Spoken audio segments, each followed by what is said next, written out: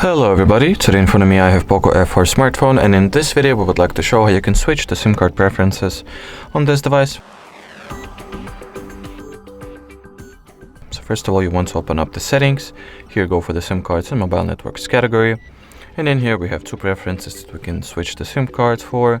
So the default SIM card for calls, so we can either go with the first SIM card, so the SIM card at the slot 1, the SIM card at the slot 2, and the always ask feature. So each time you'll call somebody, it will explicitly ask what particular SIM card you would like to use for this particular call.